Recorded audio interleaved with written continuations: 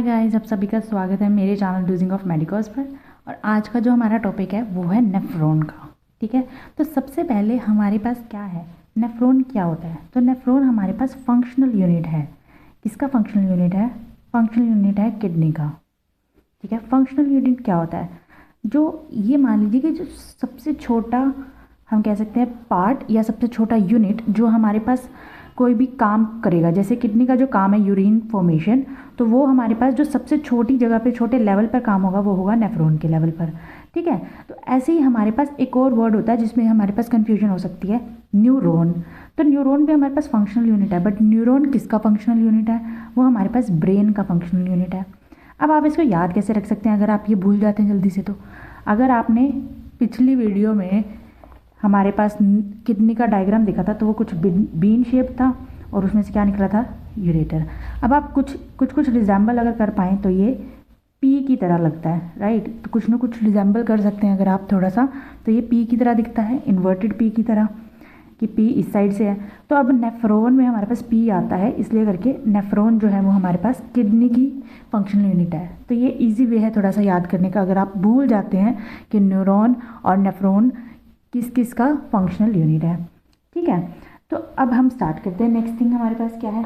तो जैसे कि हमारे पास पता है किडनी हमारे पास एक्सक्रीटरी सिस्टम का एक ऑर्गन है, राइट? तो अब इस किडनी में बहुत सारे छोटे छोटे हमारे पास क्या होते हैं? नेफ्रॉन्स होते हैं। बहुत सारे छोटे छोटे नेफ्रॉन्स होते हैं, तकरीबन मिलियंस में, 1 मिलियंस। और जो ये डेटा है वो हमारे पास हर किसी बुक में अलग अलग है। तो जो आपके स्कूल में ये डेटा है आप उसके बेसिस पे ये पता लगा सकते हैं कि क्या है, कितने मिलियंस जो है हमारे पास किडनी में नेफ्रॉन्स हैं।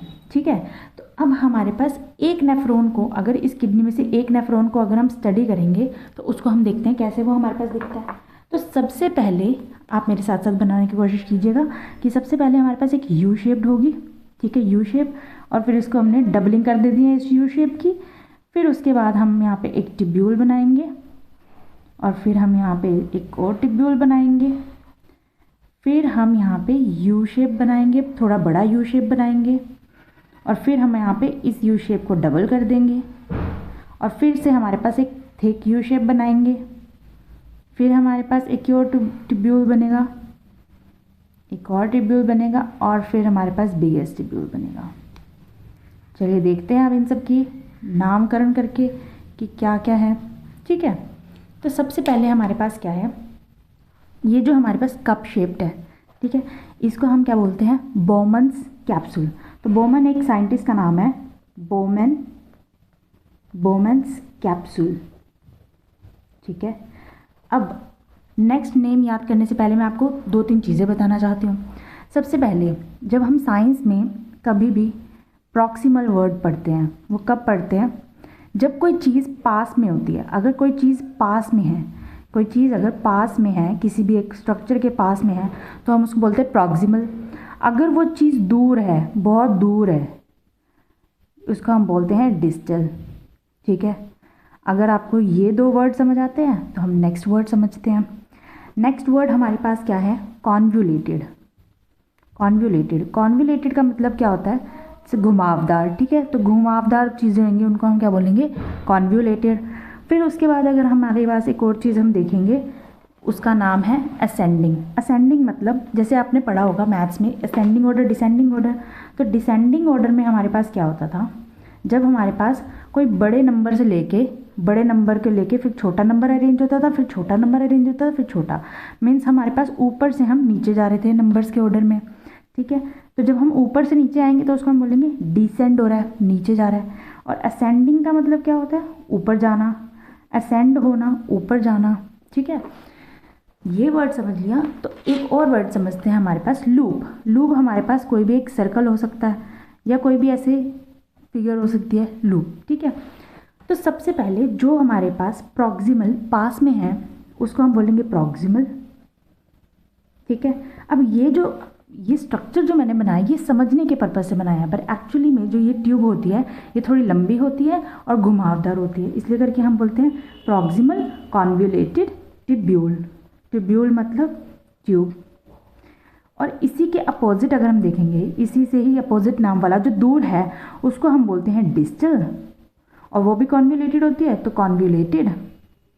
फिर हमारे पास आ गया टिब्यूल। बाद में जो हमारे पास ये यू शेप्ड है, इसको हम बोलते हैं loop of Henle. Loop of Henle, Henle हमारे पास साइंटिस्ट हैं और ये लूप उनके नाम पे है, ठीक है। तो अब हमारे पास कुछ बच्चों को पता होगा कि अगर ये यहाँ पर है उसको हम बोलते हैं थिक।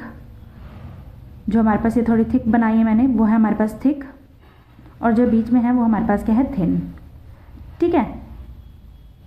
और जो अब हमारे पास यूरिन यहाँ से बनना स्टार्ट होगा, मीन्स यहाँ से हमारे पास ब्लड फिल्ट्रेट्स जाना स्टार्ट होंगे, तो वो ऊपर से नीचे आ रहे हैं, तो ये हमारे पास क्या है, डिसेंडिंग। इस साइड को बोलते हैं हम डिसेंडिंग लूप ऑफ हेनले। इस साइड को हम बोलते हैं डिसेंडिंग लूप ऑफ हेनले। तो नाम कैसे बन जाएगा, thick descending loop of Henley, और ये क्या होगा, thin descending loop of Henley. और यहाँ से ऊपर जाएगा तो ये हमारे पास असेंडिंग है। असेंडिंग है तो असेंडिंग में हमारे पास फिर नाम देखेंगे कैसे, thick ascending loop of Henley, thin ascending loop of Henley. ये नाम समझ आया। फिर उसके बाद हमारे पास क्या होता है, यहाँ पे ये बनती है कलेक्टिंग टिब्यूल्स।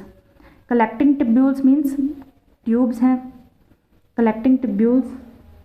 फिर ये कलेक्टिंग टिब्यूल्स जो हैं, बहुत सारी कलेक्टिंग टिब्यूल्स हमारे पास आती हैं, और ये कहाँ पे बनती हैं, कलेक्टिंग डक्ट्स में मिल जाती हैं, कलेक्टिंग डक्ट्स में, ठीक है। तो बहुत सारी टिब्यूल्स मिलकर, या बहुत सारी हमारे पास डिस्टल कॉन्वोल्यूटेड टिब्यूल्स मिलकर हमारे पास एक कलेक्टिंग डक्ट बनाती है, और यहाँ से यूरिन हमारे पास बाहर चला जाता है, और यहाँ से यूरिन हमारे पास क्या होता है, बाहर चला जाता है, ठीक है। अब ये तो हमारे पास हुआ कुछ स्ट्रक्चर। अभी ये स्ट्रक्चर कंप्लीट नहीं है, क्योंकि हमारे पास क्या है, अभी यहाँ पे गुच्छा आएगा, किसका, ब्लड वेसल्स का गुच्छा आएगा। छोटी जो वेसल्स होती हैं कैपिलरीज का, जो हमारे पास टफ्ट आएगा, टफ्ट कह सकते हैं या गुच्छा कह सकते हैं। तो बेसिकली जो ये गुच्छा है, इसको हम क्या बोलते हैं, ग्लोमेरुलस। क्या बोलते हैं, ग्लोमेरुलस। सो ये ग्लोमेरुलस क्या होता है, कुछ नहीं होता, बस ये कैपिलरीज का एक गुच्छा टाइप्स होता है, जहाँ से इसके अंदर ब्लड होगा, ये ब्लड यहाँ से फिल्ट्रेट होकर आगे हमारे पास यूरिन बनाएगा। यूरिन फॉर्मेशन हम अपनी अगली वीडियो में देखेंगे। इस वीडियो में हम सिर्फ और सिर्फ नेफ्रॉन को कैसे बनाना है, कैसे समझना है, उसके बारे में देख रहे हैं, ठीक है। तो अब हमारे पास जब हमने इतने सारे नाम बना लिए, तो हम इसकी क्लासिफिकेशन देख लेते हैं कैसे, कि जो ये ग्लोमेरुलस है और जो ये बोमेंस कैप्सूल है, इसको मिलकर हम एक नाम देते हैं, उसको क्या बोलते हैं, कॉर्पस्कल। क्या बनते हैं, कॉर्पस्कल। अब इस कॉर्पस्कल को आगे भी नाम होगा कि रीनल है ना, किडनी का दूसरा नाम मैंने क्या बताया था, रीनल। तो रीनल जो किडनी से जुड़े नाम होंगे वहाँ पे क्या आएगा, रीनल। तो इसको हम बोलते हैं रीनल कॉर्पस्कल। कुछ लोग इसको और नाम से भी जानते हैं, वो है Malpighian, Malpighian corpuscle. Malpighian corpuscle और कुछ नहीं, बस एक साइंटिस्ट का नाम है। तो इसको रीनल कॉर्पस्कल कह दीजिए, मेलपीजियन कॉर्पस्कल कह दीजिए, both are the same thing. Corpuscle एक हिसाब से सेल ही होता है, लिविंग सेल टाइप्स होता है। तो ये जस्ट एक थोड़ा फैंसी नेम है, उसको याद कर लीजिए, कॉर्पस्कल, ठीक है। बाकी सारी जितनी भी चीज़ें हमने अभी पढ़ी हैं, जैसे चाहे वो प्रॉक्सिमल कन्वोल्यूटेड ट्यूब्यूल हो, या हमारे पास डिसेंडिंग लूप ऑफ हेनले हो, ascending loop of Henley, distal convoluted tubule या कलेक्टिंग डक्ट, ये सब हमारे पास रीनल मीन्स किडनी के टिब्यूल्स के अंडर आते हैं, ठीक है। तो यहाँ पर हमारे पास ये चीज़ भी क्लैरिफाई होगी। और that's it with the structure of nephron. Sorry, मैं भी कंफ्यूज होगी। देखो, तो न्यूरॉन देखो याद रखो फिर से, न्यूरॉन कहाँ पर है, ब्रेन में, और नेफ्रॉन कहाँ पर है, जहाँ पे पी लाइक स्ट्रक्चर है, पी जैसा है। नेफ्रॉन कहाँ पे होता है, किडनी में। सो ये जो था वो जस्ट हमारे पास स्ट्रक्चर था नेफ्रॉन का, और आगे हम पढ़ेंगे कि कैसे यूरिन फॉर्मेशन होता है। Thank you for watching.